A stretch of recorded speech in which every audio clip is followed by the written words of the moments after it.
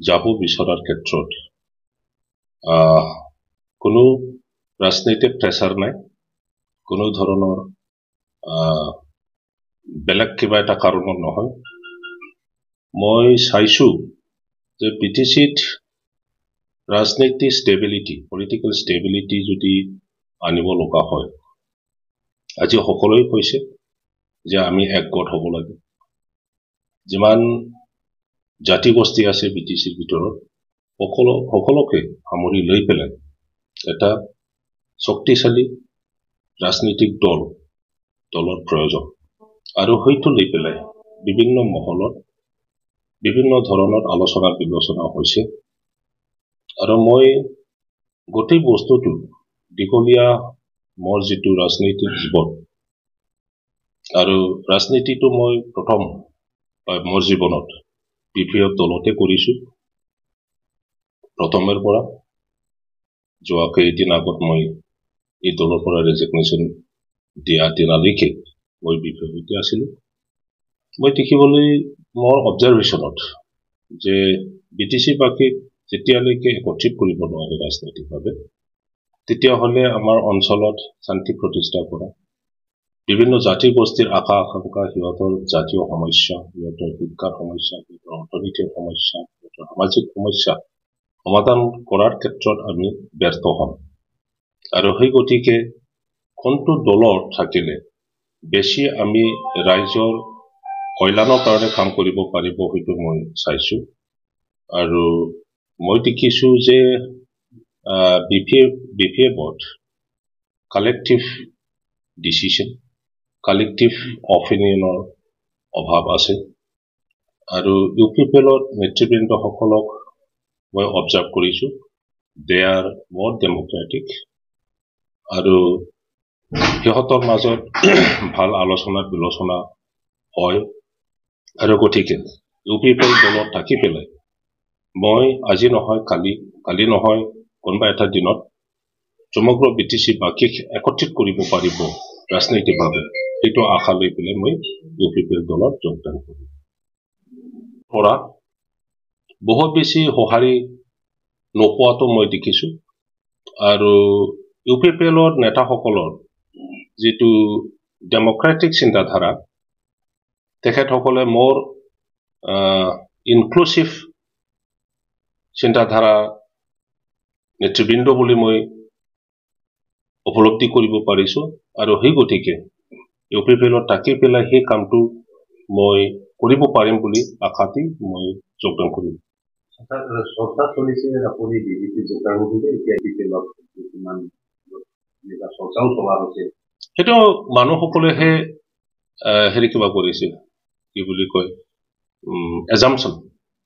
এজামচন কৰিছে যে কাম্পা বৰগীয়াৰীয়ে ক'ত যাব পাৰে, BPFত যাব, আৰু BPFতে থাকিব, না UPPLত যাব, না BJPত যাব, না কংগ্ৰেছত যাব, না অন্য দলত যাব। এইটো বহুত ধৰণৰ অপিনিয়ন দিছিলে। আৰু কেতিয়াবা মই কৈছো, মই এতিয়ালৈকে কোনো ধৰণৰ সিদ্ধান্ত লোৱা নাই। ফাইনেল যেতিয়া সিদ্ধান্ত ল'ম তেতিয়া আপোনালোকে গম পাব। মানুহবিলাকে বিভিন্ন ধৰণৰ অপিনিয়ন দিবই, কিন্তু মই যিটো UPPL দলত যোগদান কৰিম, ইতিমধ্যে মই কৈছো, ইচ্ছাতে মই কৰিছো। আৰু কাৰণটো মই কৈছো যে UPPLত থাকিলে UPPLৰ নেতাসকলৰ যিটো মেণ্টেলিটি, এইটো মই দেখিছো। আৰু সিহঁতৰ লগত মিলি গৈ যদি কাম কৰিব পাৰে, তেতিয়াহ'লে BTCৰ সৰ্বাংগীন উন্নয়ন মাত্ৰ নহয়, ইয়াৰ অকল শান্তি প্ৰতিষ্ঠা কৰাৰ কথা নহয়, সমগ্ৰ জাতি গোষ্ঠীক লৈ পেলাই নতুন এটা ৰাজনীতিক দৃষ্টিভংগী একত্ৰীকৰণৰ ক্ষেত্ৰত এই কাৰ্যটো, সেই কামটো সম্ভৱপৰ হ'ব বুলি মই আশা কৰিছো। BTC বাসীলৈ নমস্কাৰ, খুলুমবাই। মই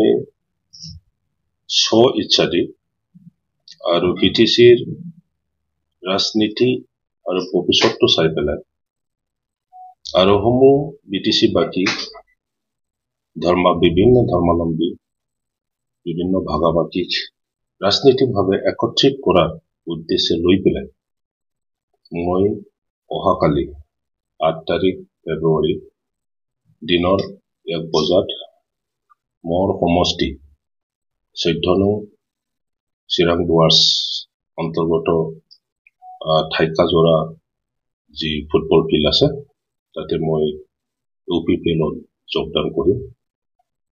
মই সকলো ৰাইজক অনুৰোধ জনাব বিচাৰিম যিসকলে মোৰ লগত থাকি UPPL-ত যোগদান কৰি আমাৰ BTCৰ ভৱিষ্যতৰ কাৰণে নিজৰ জ্ঞান নিজৰ কৰ্ম ৰাজনীতি দিশত দিবলৈ ইচ্ছুক ব্যক্তিসকলক মই অনুৰোধ কৰিব বিচাৰিম আহক কালি দিনত 1 বজাত ঠাইকাজোৰা ফুটবল ফিল্ডত আমি একেলগে UPPL দলত যোগদান কৰিম।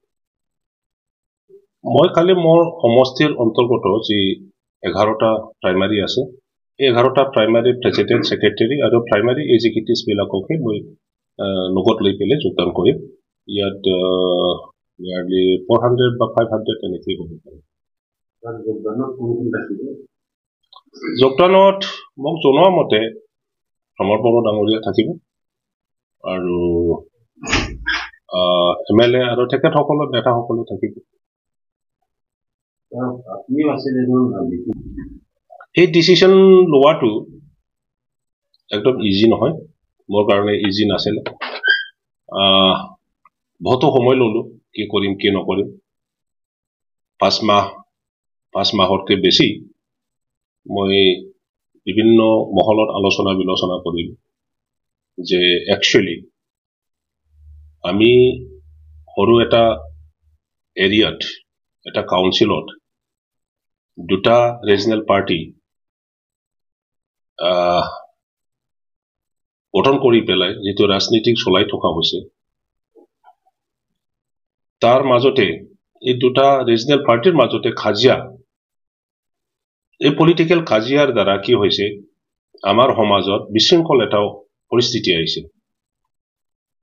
প্ৰত্যেক গাঁৱত বড়ো গাঁও হওক আদিবাসী গাঁও হওক ৰাজবংশী গাঁও হওক বঙালী গাঁও হওক তাতে সেই ৰিজনেল পাৰ্টিৰ ছাপৰ্টাৰ বিলাকৰ মাজত এনেকুৱা এটা বিশৃংখল সমাজত মানে এটা গাঁৱৰ মানুহে কাৰোবাৰ ছোৱালীৰ যদি বিয়া হয় সেইটো DPF-ৰ ফেমিলিৰ বিয়া, আমি UPPL আমি নাযাওঁ।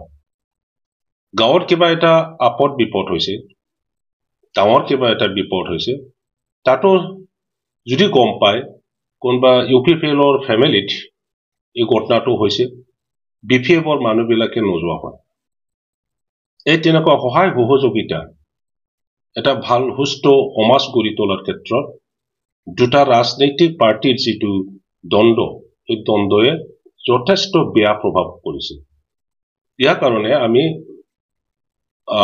প্ৰায় প্ৰত্যেক সময়তে চেষ্টা চলাই থাকিছিলো যে BPF আৰু UPPL এই দুটা দলক একত্ৰিত কৰি পেলাই আমাৰ BTCত এই দুটা ৰাজনীতিক দল গঠন হোৱাৰ আগত যেনেকে মিলাপ্ৰীতি দাদা ভাই ভাতৃত্ব এটা সম্পৰ্ক ৰাখি পেলাই সমাজখন চলাই থকা হৈছিল এইটো ঘূৰাই আনিব লাগে। বৰঞ্চ ৰাজনৈতিকভাৱে এটা দলৰ সমৰ্থকসকলক লৈ পেলাই এটা ষ্টেবল পলিটিকেল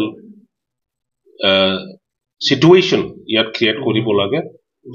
ইয়াৰ কাৰণে আমি কাম কৰি থাকিছিলো। মই